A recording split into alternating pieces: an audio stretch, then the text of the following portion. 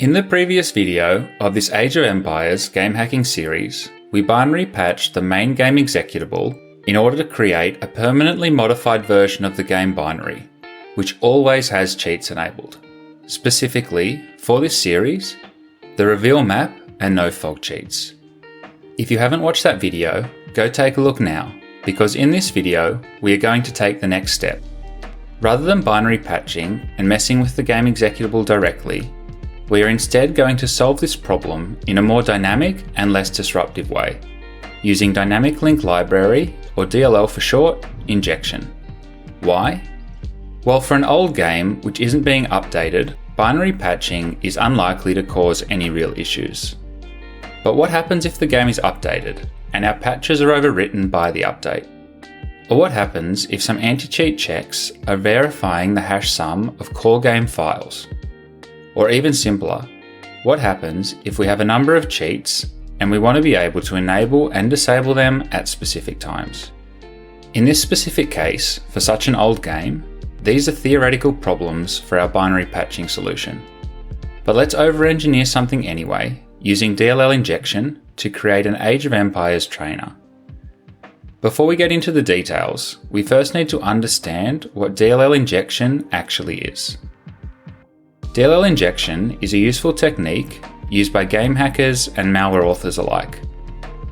The DLL injection process enables you to force some process into running your own code. Once the process is running your code, you can do and access anything that the main process can. This is really useful for us, right? We want to be able to modify how the process executes on the fly, and DLL injection allows us to do just that. There are a number of ways that DLL injection can be performed, some of which are noisier and easier to detect than others. But for our use case, let's keep it simple and have our injection work like this. First, we want to find the Age of Empires process ID, based on the binary name of empiresx.exe. This is the process which we will be injecting into. We can find this process ID by enumerating over each running process and comparing the name of the executable file for the process with the process name we are searching for. Assuming only one instance of the game is running and that the process name is unique, once we find a match, we have likely found the process ID for the game. Now that we have the process ID, we can open a handle to that process, allocate memory for the DLL, write the name of the DLL into the Age of Empires process, then create a new remote thread to actually execute the DLL. Ignoring error codes and after some cleanup, that's it for the injection step. That's all we need to do in order to be able to execute code from within the process space of another application. But what code are we executing exactly? We just set up the injector, but we don't actually have a DLL to inject. What happens when we inject a DLL anyway? Well, like most things, it sort of depends. But with our injection approach, we will be attaching the DLL directly to the Age of Empires process and creating a new thread. When a DLL is attached or detached from a process like this, a specific DLL main entry point is called. So DLL main is where we need to set up the brains for our trainer. This DLL main function is what will get called when we inject into the game and then start our thread. And from here, we can start messing with the way the game executable actually works. Let's first create a test DLL to make sure our injector works as expected. And then we can also see some simple DLL injection in action. This test DLL will alert with a Windows message box once it is executing from within the Age of Empires process space. The DLL will also look for the user pressing the F6 key. Every time this key is pressed, a Windows message box will pop up again. If we compile the DLL, compile the injector, run the Age of Empires game, and then perform our injection, we can see that the DLL injection process works as expected. We have successfully injected a DLL into the game process. When the DLL is first injected, we can see the message box, and then every time we press the F6 key, from within the Age of Empires game, we see the message box pop up again. This is really useful, right? We can use that F6 key as a cheat toggle. Every time our injected DLL identifies that the F6 key has been pressed, we can toggle our reveal map and no fog cheats on and off. Now that we know the DLL injection process is working, we can start actually working on making our trainer more useful. In this case, more useful means enabling functionality which will binary patch and unpatch the live game process in memory while it's running. In order to do this, the injected DLL needs to be able to read from and write to bytes. So let's create that functionality and also set up a simple data structure for our memory hacks. All source code created as part of this game hacking YouTube series will be available to 247CTF Patreons.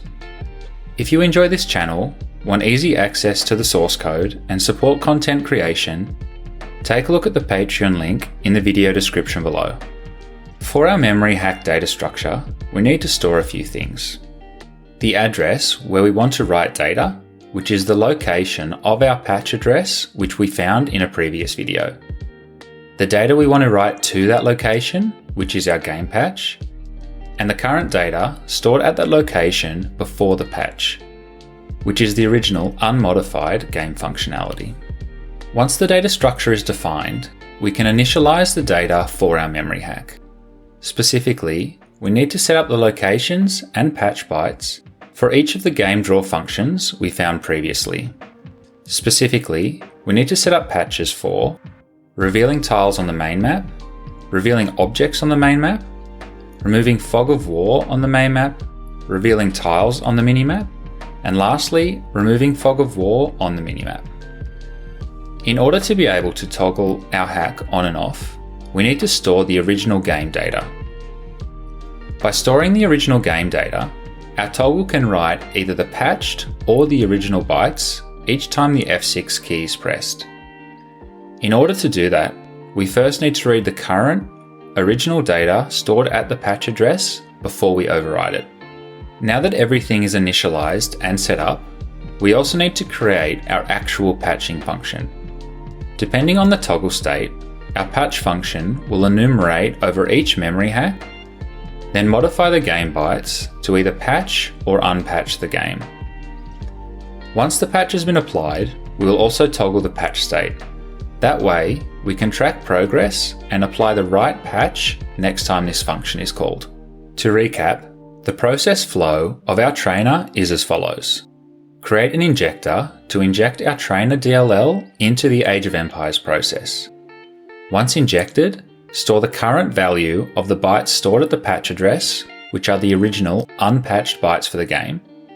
Wait for instructions from the player to toggle the reveal map and no fog cheats on and off by pressing the F6 key. So ignoring error codes again, let's test it out. Let's compile the trainer, start an Age of Empires game, and inject the DLL into the process. Our DLL is injected, but we can see that nothing has changed in the game world. But if we press the F6 key, we can see that the no fog and reveal map cheats are now toggled on in the game world. Looking at the patch address for revealing the tiles on the main map directly in a debugger, we can also see that the patch bytes have been applied to the binary on the fly, as expected. The benefit of this approach being, we are now performing this patching without affecting the main game binary on disk, and we can also use this same DLL injection technique for the next video in this game hacking series too, which will focus on adding resource hacking capabilities to our trainer as well. There is a disadvantage though of performing our toggle hack this way, which we can see when we toggle the cheats back off by pressing the F6 key again. The minimap, and also the main game view if we don't move our mouse, haven't been restored properly to their unpatched state. This is because we are not directly triggering a redraw of the view. We are just patching bytes within redraw functions, which means that the state of the view as it's seen by the player is not always being updated. However, we can see that when we move our mouse around the main game view, or if the diplomatic stance between players is changed, this does trigger a redraw of the game world. which then directly updates the player's view in both the main map and the minimap.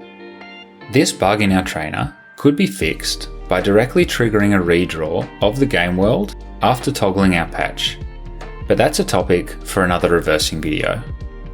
If you made it this far, thanks for watching.